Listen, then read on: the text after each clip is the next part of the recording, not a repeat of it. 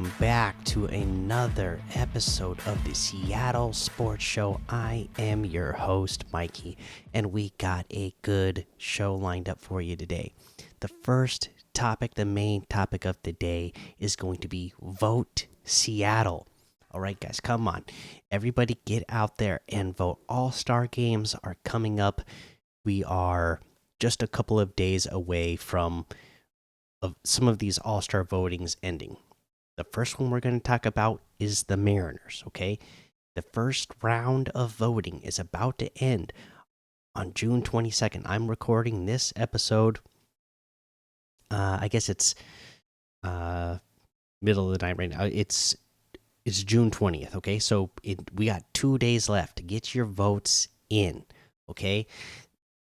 And I got to tell you, I'm a little disappointed in our fan voting so far. This is not good. The All-Star game is in Seattle. It is in Seattle. Okay? So that means Seattle fans should be doing their best to get Seattle players into the All-Star game.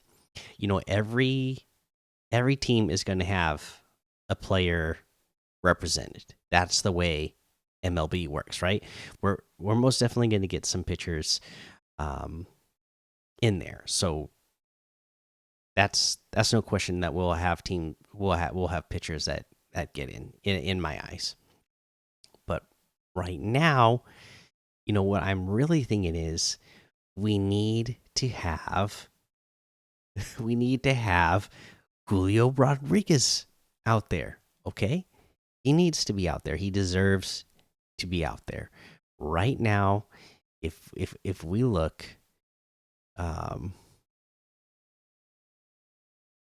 let's find it here. Our outfielders, okay? Julio Rodriguez is currently sitting at 9th place. Now, I will give us the benefit of the doubt. The last time we received an update for the voting was a week ago, okay? So it was a week ago that the last time that we received an update. But at that time, and as far as we know, as of this recording, Julio Rodriguez is in 9th place in the voting. Okay, if you don't know, it's the top 6 voters, who players that get voted are going to get into the All-Star game. That's how they do the first round, and then in the second round, they'll do another that's going to start on June 26th. By the way, then there'll be a second round of voting that's going to vote for the starters. But we need Julio to at least get into the top 6 first to even be considered. And I mean, we got. Let's look at this: Masataka Yoshida, George Springer, Adolis Garcia, Kevin Camarier, Randy Arozarena, and Yordan Alvarez. Okay, so there's a couple of good names in there. Of course, Aaron Judge and Mike Trout sit at the top. Now, as I said in the last episode, to me, your outfield for the All-Star game,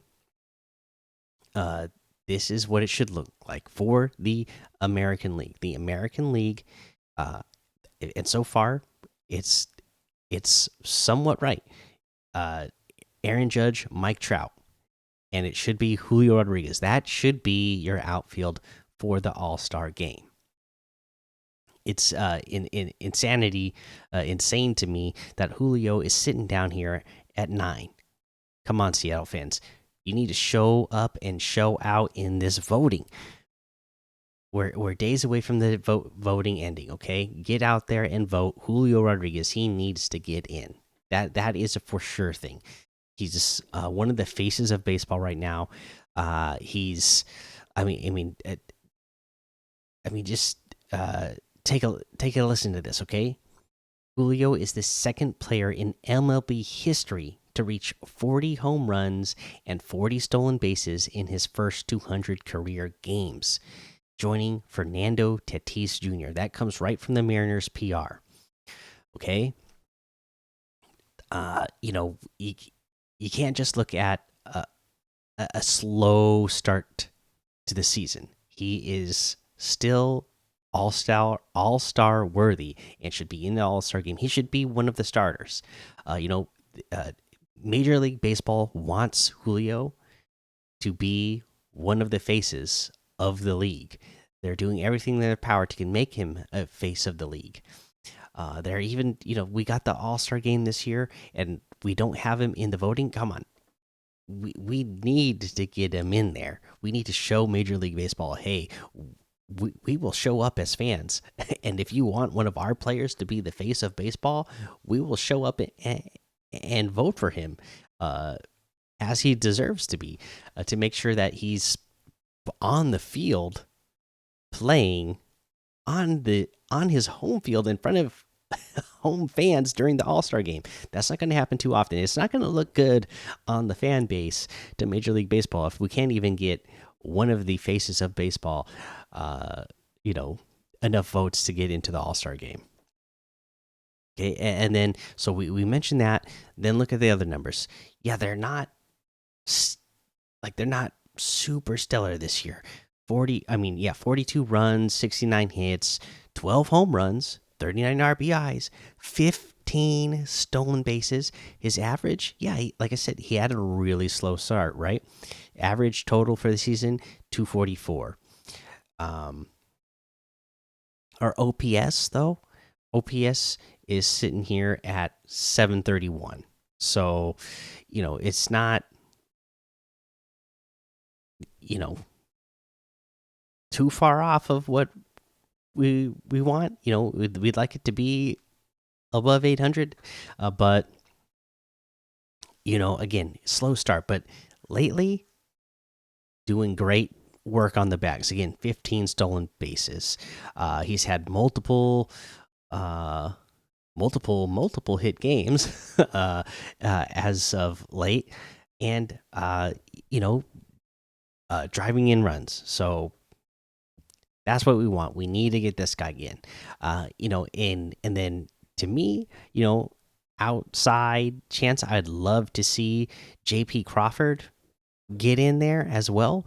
JP Crawford is currently sitting at number 5 in the voting for shortstops. So if the voters can get out there and vote JP Crawford in, I mean, you've seen the games lately. He has had wonderful at bat, just like, as they say, control the zone. Yeah, JP Crawford is doing that. So that's another guy I'd like to see you guys voting for and get in there. Okay, let's see. Let's go ahead and talk about the next person that we should get in. Okay, that is Joel Lloyd of your Seattle Storm. Now, the WNBA voting, fan voting is ending on June 21st, I believe. Let me double check. Yes, June 21st. So as of this recording, it's June 20th. That means you have today or the day that this is being recorded, when this is first published, you have today to vote, and the next day. So get all your votes in.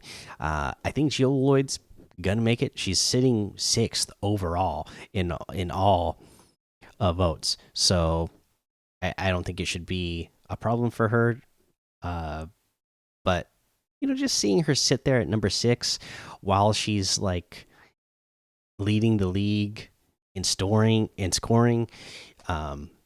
She's getting 25.4 points a game, 4.2 rebounds, 3.7 assists, shooting 41% from field goal range, 40% from threes, 82% free throws. Like I said, 6 isn't bad. She's obviously going to be an all-star, but I just feel like we got to get her higher up than that. I mean, she's only a couple of thousand behind a couple of players like Jackie Young of the Las Vegas Aces is only 2,000 votes ahead of her. Aaliyah Boston, she's been doing phenomenal lately, so I feel like it's going to be hard to pass her. So she's only like 2,000 votes ahead of Jewel Lloyd as well. So you know, get Jewel Lloyd in there, or not get Jewel Lloyd in her, but just get her more votes. That way, it's even more obvious that she's an all-star. All right, but yeah, that's your lead topic today. Vote Seattle and vote early, vote often. I mean, it's not early anymore, but vote often. You get 5 votes a day for MLB. Use all 5 of those votes every day. Like I said, right now Julio should be in there. He definitely should be one of the starters. Right now, he's not even the top 6 voted. So get the voting in there so he at least gets in the top 6. So that way, once we get him in there, we can work on the voting to get him to be one of the starters in the next phase. Again, work on JP Crawford as well. I think he's the next most obvious guy that can get in and has the best chance to get in. So, 5 votes a day. Get those in there. Jewel Lloyd, get your votes in there. Get her more votes even. All right, there you go. That is our lead topic of the day. Vote Seattle. Let's run through and talk about the rest of our teams. The next team, or the first team we're going to talk about today, is the Seahawks.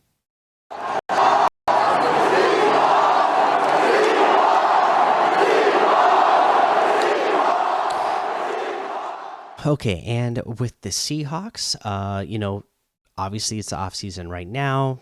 Don't really got much camp stuff going on this last week, but some rankings are starting to come out there, and Pro Football Focus, they're putting out rankings. They're going position group by position group right now.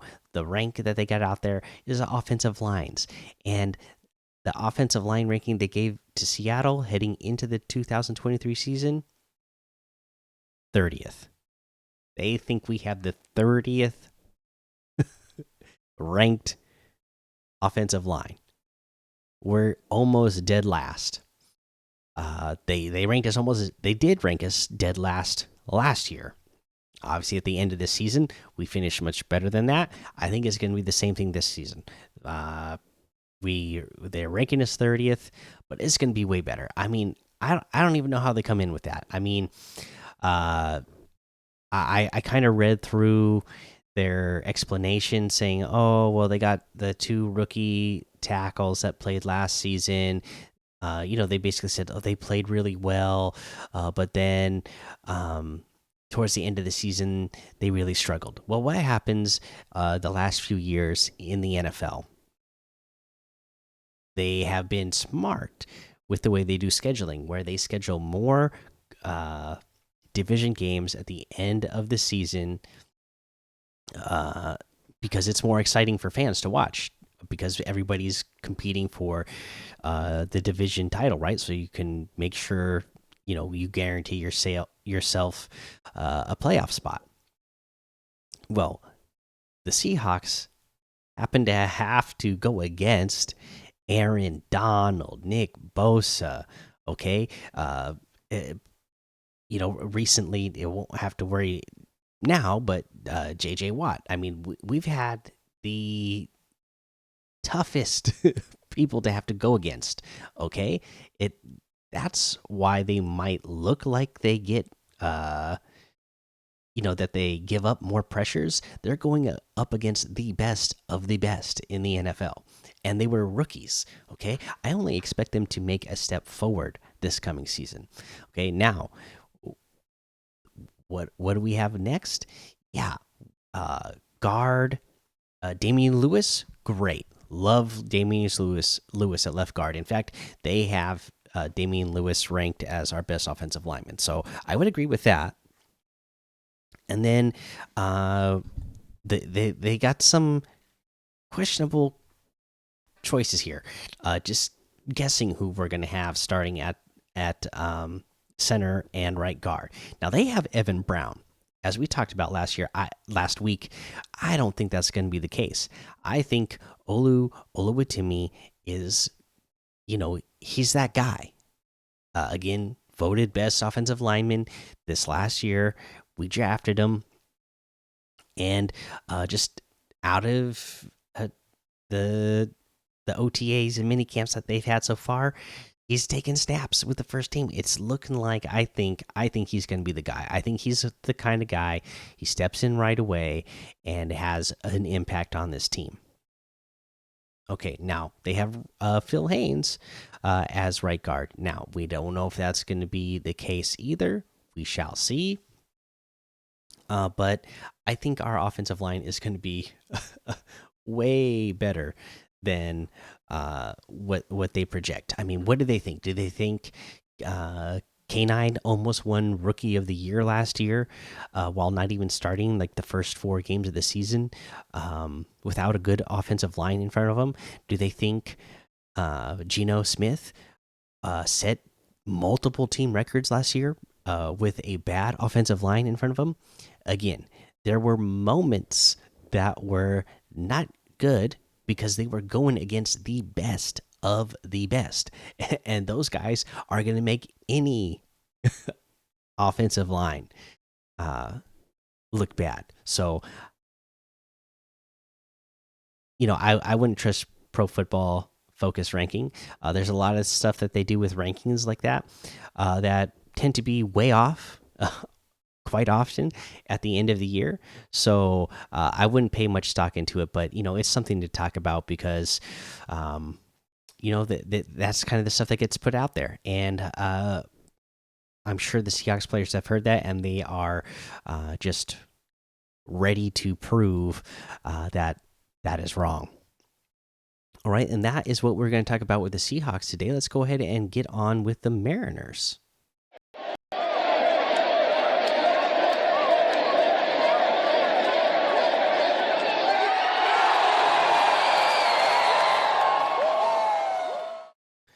Okay, so with the Mariners, again, we'll just mention quickly right up the top, All-Star voting. Get out there, vote. Julio's currently in 9th place in the All-Star voting. That's not good. That is not right. That should not be the case. Get him in there. He should be right in there behind Aaron Judge and Mike Trout. Okay, get those votes in. Okay, now, let's see here. Let's talk about the games that happened this week. It was a good host of games.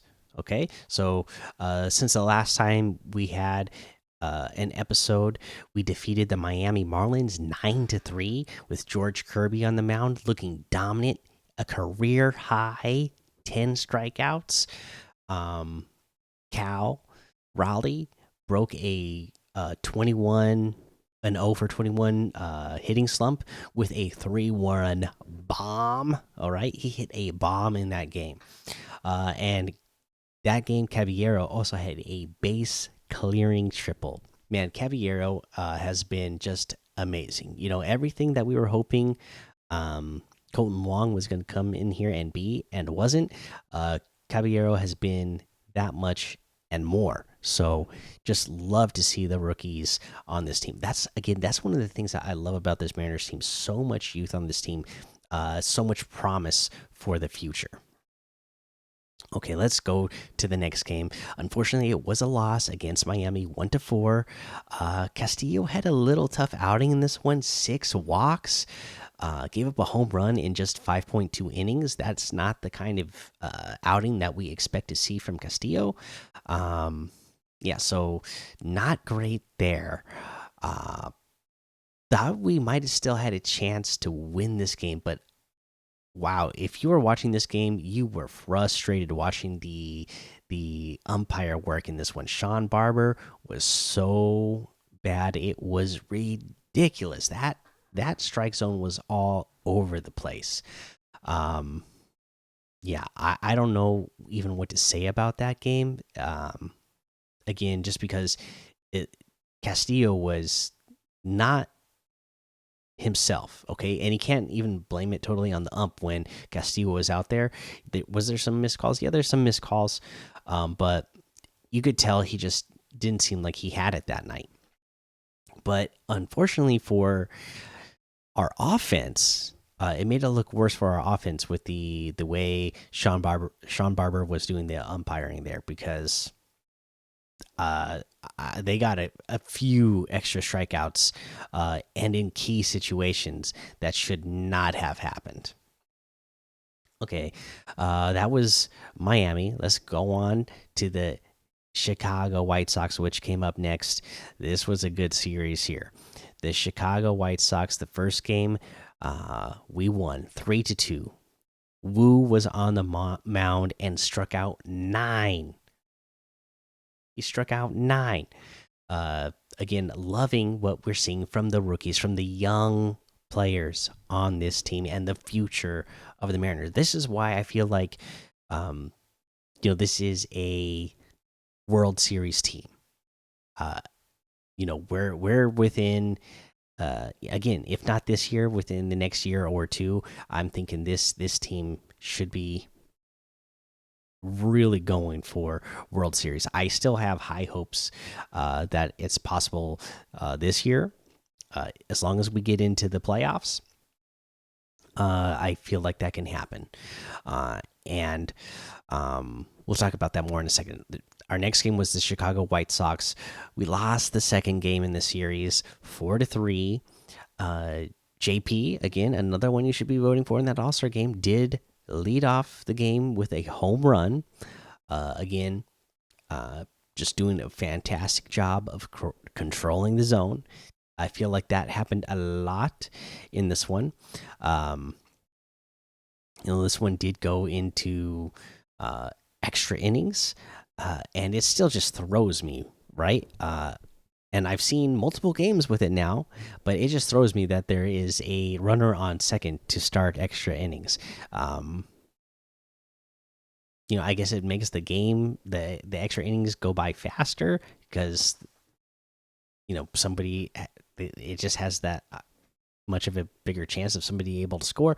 But I'm not liking this so far. I know the Mariners have won off of it as well. So I'm not saying it just because we lost here. It just feels weird, and I forget that it's even a thing until every time that it happens. It was overall kind of a frustrating game, though. Leaving a lot of base runners on the bases that game. I believe we had like 10 base runners on base, with no scores. Like bases loaded twice that we didn't score in that game. So, in the end, being kind of frustrating there. Let's see here. The next game in this series was a win for us, 5-1. That was on Father's Day, so that was a wonderful day for me. Watching the Mariners game while fishing with my kids. Well, not watching; we were listening on the radio, but that was a good day because Julio, again, all-star voting. Get it in there. Hit a RBI, got 2 RBIs on the double, and then later on, Kellenic got a 3 RBI bases clearing triple. Again, young guys. Okay, these guys aren't rookies anymore, but young guys on the team, the future. Again, if we can see more games where Julio and Kellenic are on at the same time and driving runs in and hitting doubles and triples. This is going to be a fun team to watch for years and years to come. I know we got Julio locked down with the contract for the next 13 years. Let's see if Kellenic can, play like he's been playing this year, so that we lock him up eventually, or if he's going to want to stay here if he keeps playing good. We will watch and find out. And then again, rookies, young guys. Bryce Miller was superb on the mound, going 7 innings with just 1 run and 7 strikeouts. This was a good series win. And now the Mariners, okay, we're sitting right at 500, 35 and 35, 500 exactly. We are just 3 games back in the wild card race. Okay, so as long as we keep winning series, I really, really love our chances to be a wild card team. Okay, we got to keep winning series though. We can't keep dropping series or going on losing streaks. We got to keep winning more of these series. Um, but in fact, you know what? Our next series of games is against the Yankees. So uh, imagine this. Uh, let's see. Uh, let's pull it up real quick. We got the next 3 games against the Yankees. Perfect, right? That is just perfect. Because what are we saying? We're saying we're 3 games back in the wild card race, and who are we behind? We're behind the Yankees, so we have a chance to take 3 games right here and move up in the rankings. It'll depend on what everybody else, because Boston, Toronto, and Houston are also ahead of us while not being in the wild card. It'll depend on what they do too, but depending on what happens, we could see ourselves being like right in a wild card team spot within the next week here. If we keep winning series, and if we could sweep the Yankees, that would be great too. Who wouldn't love to sweep the Yankees? Um, but yeah, I mean, wild card. I think that's super doable. And then not just that, but the uh, American League West, where are we sitting here? Games back. We're sitting 9 games back in the American League West right now in the division. Okay, again, you know, we're starting to see the struggles of the teams ahead of us um, start to show that, hey, yeah, it's hard to play. Rangers. You get your star pitcher get injured. That's not going to be good for the rest of your season. Angels, we've seen their struggles. They've been really hot at times. I mean, they have the best player in baseball right now, so that really helps them. But the overall roster, I'm not seeing it. And same thing with the Astros. I'm feeling like, yeah, it's 9 games back. We're not even halfway through the season yet. I think it's still really, really possible we come back and win this whole division. Okay, so I'm still hopeful that'll happen. But this team is a wild card team at the least. So let's have them keep winning their series here. Okay. So we ended off the week with a good series win from the Mariners. Let's go ahead and move on to the next team now. Then this is the Kraken.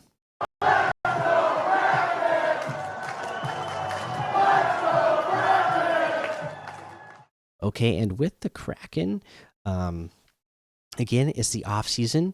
Not a lot happened this week, but we are just 9 days away now from the or no, sorry, 8 days away. Today's the 20th now, so we're just 8 days away from the NHL draft. So some things you want to know. Again, 8 days away, June 28th. We have 10 picks. 4 of our picks are in their first 2 rounds. Does this sound familiar? Yeah, this sounds like the Seattle Seahawks draft, right? And look how well that draft turned out. So we're hoping that the Kraken can do the same thing. Again, I'm not a hockey expert. I'm just getting into hockey.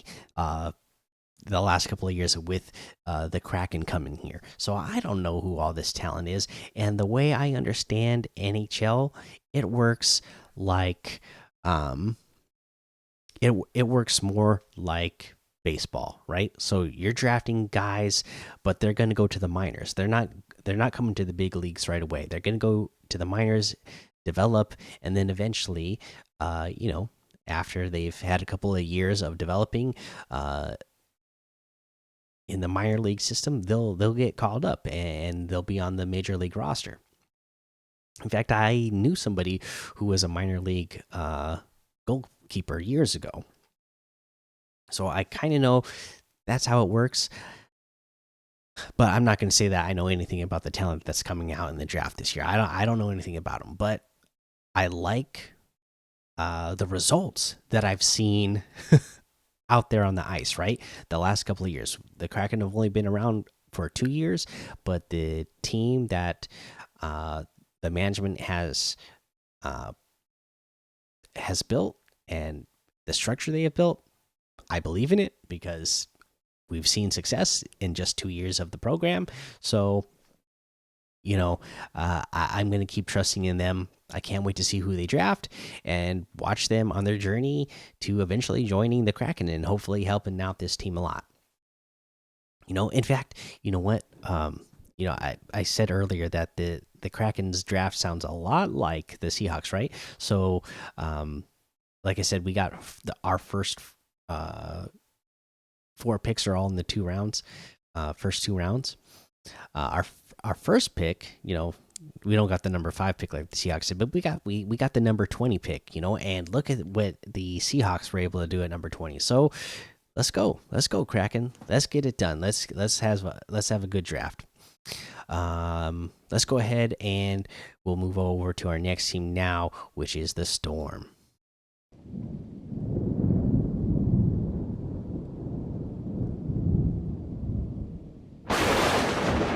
Okay, let's go ahead and kind of talk about what the Storm did this week.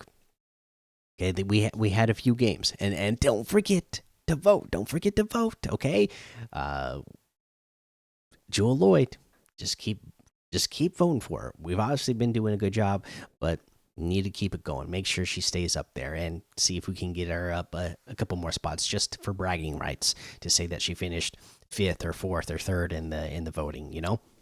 All right.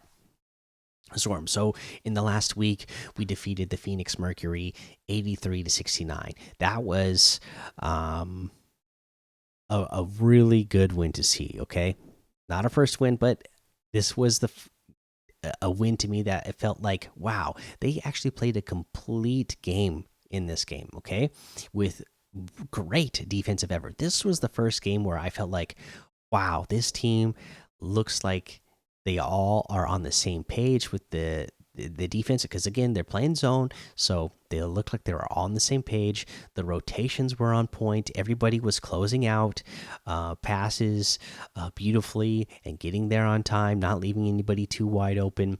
We got to see more of that. They held Diana Taurasi to 0 points in this game. That is a feat, right? That was a really, really good game to see. Loved that effort. Now, the next game we played was against the Las Vegas Aces, where we lost 96-63. That's not good, right? 33-point loss. Well, it's better than a 40-point loss that we had to these guys already. And you know what? Again, the effort here, the effort.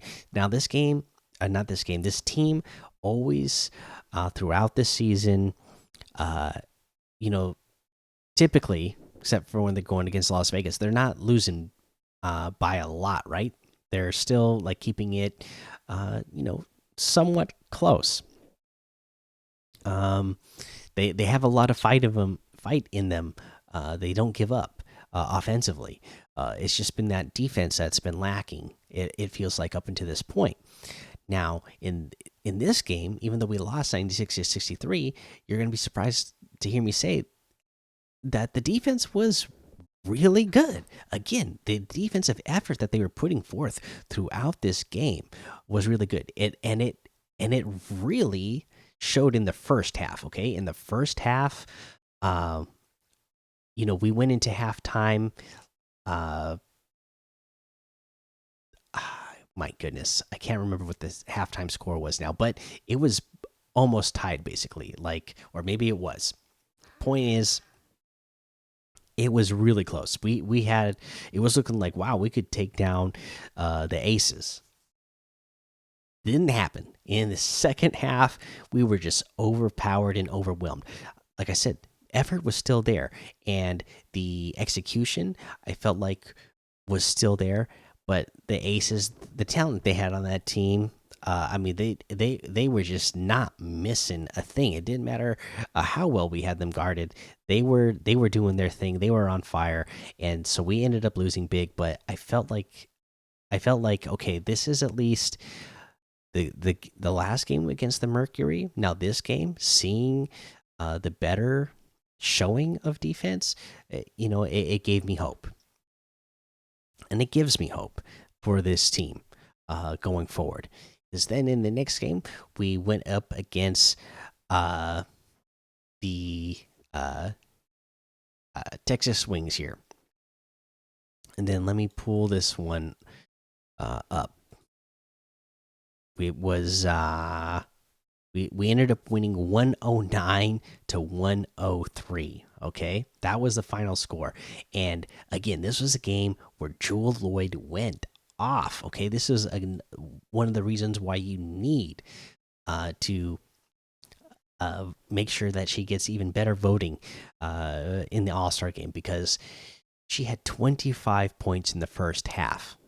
Now, didn't come out so hot in the second half because the defense, they're trying to lock her down. They knew they need to control Jewel Lloyd if they were going to have a chance. So they were doing that. They had her covered, and she didn't score at all in the third quarter. And the fourth quarter, it was looking like she wasn't going to score again. Thankfully, she was able to get the ball in her hands, and she found a way to make sure that she was still driving the lane, getting good contested shots up, and getting to the line. Okay, even though she wasn't, hitting a lot of shots throughout the second half, when it came time, she did the job she needed to do. She was getting to the line. She hit a three at one point, and then the consistent getting to the line in the last couple of minutes of the game got her to her career high of 39 points. That was amazing to see. Just a great performance to see from her. Ezzy had 4 blocks in the game. She was looking like, again, she was playing some lockdown defense over there. Again, loving to see the defensive effort that we're getting from this team. Now, this team, standings wise, yeah, it's not good. We're 3-7. We got 30 games left to go though, and when I look at this team, it just feels like they are making big improvements. Let's talk about Ezzy hitting threes and making some great blocks down on the defensive end. That's been awesome. Now, everybody's talking about, as I heard them say on the broadcast, the Croatian sensation Ivana Docic, since she has joined the starting lineup, I feel like that has made a big difference in this team. She is looking just like a natural starter, like she's going to be a future star in this league. Again, a lot of young talent on this team. We had a lot of talent leave this team this year, so a lot of new faces, and we're starting to see some of them step up. So I'm really enjoying watching this team right now and watching them grow. And I feel like there's a good chance that we're watching a team develop in front of us. Like I said, I don't know. There's still 30 games left in the season. It's not, if you look at the standings right now, it's not looking good. 8 teams, though. 8 out of the 12 teams get into the playoffs, regardless of what division you're in. Just the best 8 records, okay? We are not in the best 8 records. I think if we were to look at it right now, we are like, let's see. Let's see. 1, 2. So we'd be like 10th. So we would still need to we would still need to win quite a few more games to get ahead of some of the other teams ahead of us, but again, not impossible. And maybe by the end of the season we get to a point where these rookies are getting in their groove and everybody's like starting to click. Because the last couple of games, like I said, the last 3 games actually, it's been looking a lot better than it was. Now that we've kind of switched up the starting lineup, it's looking like this team is clicking a little bit. So let's keep an eye on it throughout the season and see what they can, how they can finish, if they can finish strong. Let's go ahead and move on to our next team, which is the Sounders.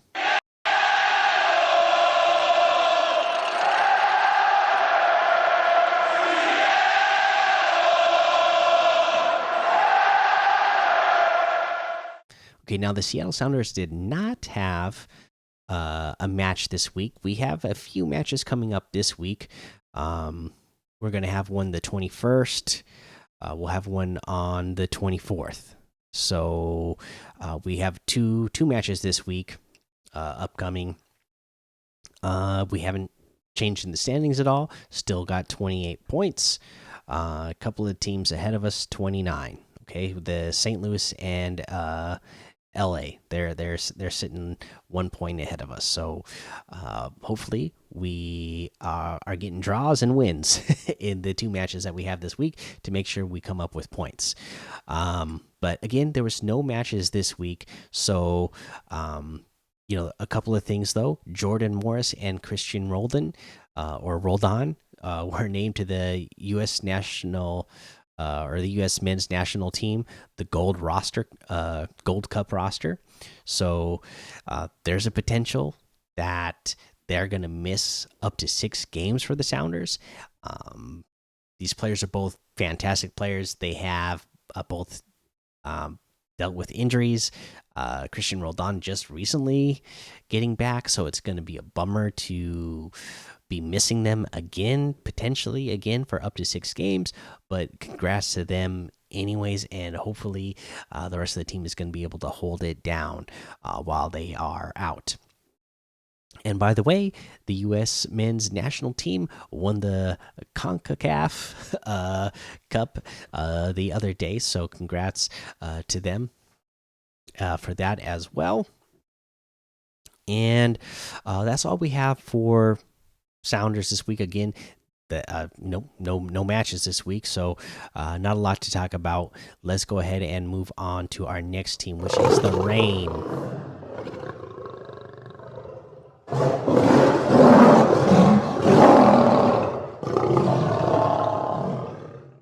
All right, the OL Reign.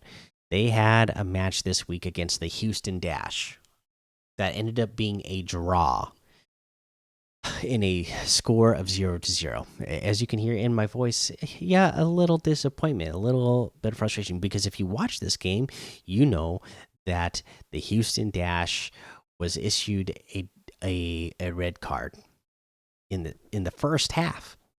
Okay, so they're playing this entire second half down a player, just 10 men on the field.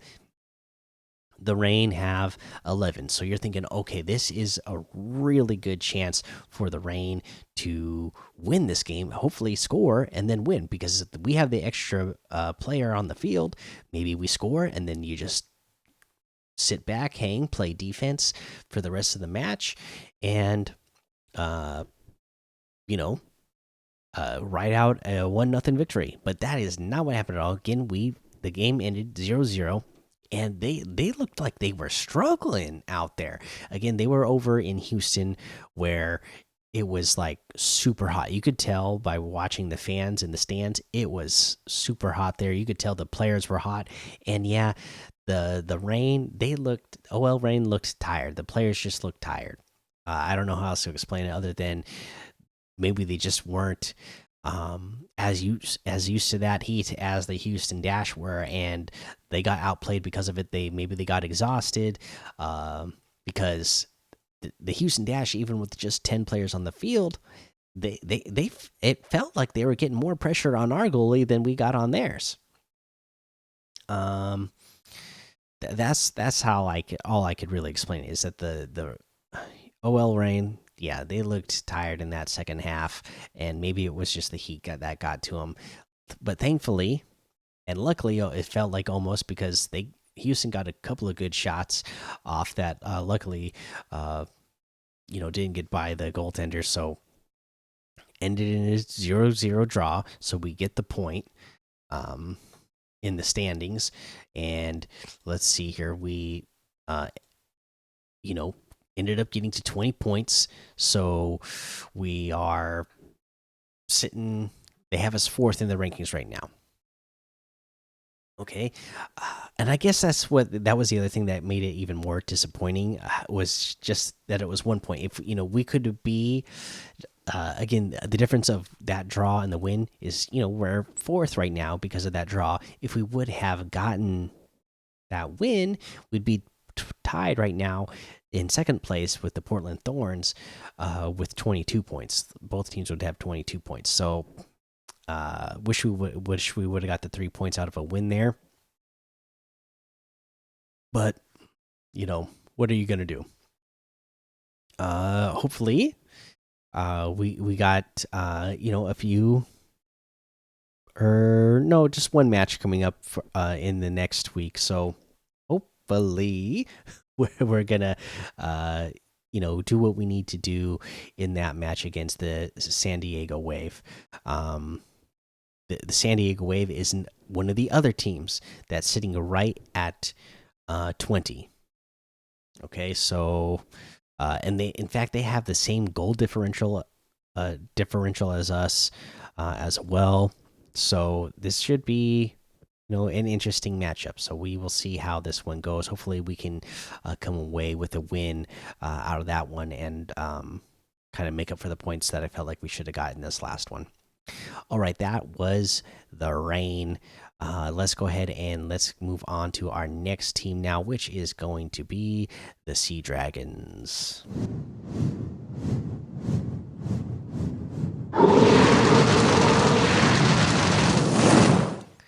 All right, and the Sea Dragons, they just had a draft this last week themselves. Okay, we had the XFL rookie draft, and again, I'm not going to pretend we watched the NFL draft, right? And we have to do a lot of as football fans, we do a lot of research about the potential players that our teams are going to draft. I can say, it's not the same in the XFL. It's you get the best of the best at the time getting into the NFL. So this is the next tier down. This is the tier that's trying to get into the NFL, right? So I'm not going to say I'm familiar with these players, but let's go over what they got. Seattle Dragons drafted Sam Burt, defensive lineman from Kansas. Des Holmes, offensive lineman from Arizona State. Malcolm Lee, defensive line from Kansas. So they like those defensive linemen from Kansas, it looked like. The Wes Moai, defensive lineman from Rocky Mountain. Colby Reeder, linebacker from Iowa State. Titus Swen, running back from Wyoming. Destin Talbert, defensive back from North Dakota State. Chad Townsend, wide receiver from Texas Tech. Justin Turnintine, offensive lineman from Florida State. And Peyton Wilgar, linebacker out of BYU. Now, again, I'm not going to pretend to know anything about all of these players, but there's something I do notice. No quarterback, Ben DiNucci, got called up to the NFL. Okay. So I'm very curious with how they did their draft here. What does the Seattle Dragons have in store and have planned for quarterback going into this next season? We will have to keep an eye on that. That's the news that we have on the Dragons, and that is going to be the show. That is all the teams we're covering. I want to say thank you again to everybody who's been checking out the show so far. Love the response that we've had on YouTube so far, and then on the podcast, of course. loving the numbers that we're seeing. Hopefully, these numbers continue to grow. So please, make sure you subscribe on YouTube, hit the notification bell so you don't miss any of the new episodes. If you're listening on the podcast, make sure you do the same thing. If it's on Apple Podcasts, hit subscribe. If you're on Spotify, hit follow. If you're on something else, hit whatever you need to hit to make sure you're not missing out on your news from your favorite sports teams in the Seattle area. Okay. We got a fun week of games ahead of us. Today was a nice day to actually be able to record because, there was no games on Monday, so it made it real easy to be able to make sure we didn't have to, you know, worry about anything big happening in the middle of recording. But it was also kind of, made it kind of a sad day for a Seattle fan with none of the teams playing, but also I guess good because I feel like today was a good day for all of our teams to get a good day of rest in and hopefully get back on track and get working up the standings, especially those Mariners. Hopefully we're going to go into New York in this next series, and like I said, hopefully just sweep them away. All right, so because we are at the end of the show here, just remind you again what we want to do. Theme of this show is vote Seattle. Go out there, vote for the Mariners, vote for Jewel Lloyd. Got to get Julio in there at the very least. JP Crawford, he's getting close. Vote him in as well. Okay, and now, let me know. Have you been voting? Are you gonna vote? Put that in the comments. I want to know. Have you been voting? And if you're not, why haven't you been? If you're a Seattle sports fan and you haven't voted yet, make sure you get out there and vote. We want to see our players in the All-Star games, and we especially want to see our Mariners players in the All-Star game playing in our stadium. We want to see them there, and we want to see them start. So get in there and vote. And once you do, let me know. I want to know the details of your voting. Are you voting? Did you vote once? Are you super excited about voting? Or is that why you just is that why the numbers are what they are? Are Seattle fans just not that excited to vote for the All-Star games? If that's the case, get excited about it because it's the All-Star game for baseball is happening in your hometown. So get out there and vote and get your player in there. But yeah, let me know in the comments what you're doing to make sure that you get your Seattle teams represented in the All-Star games. All right, that is going to be the episode. Again, thank you so much for checking it out and tuning in. Hit subscribe, hit the notification bell, follow, and until next time, peace out.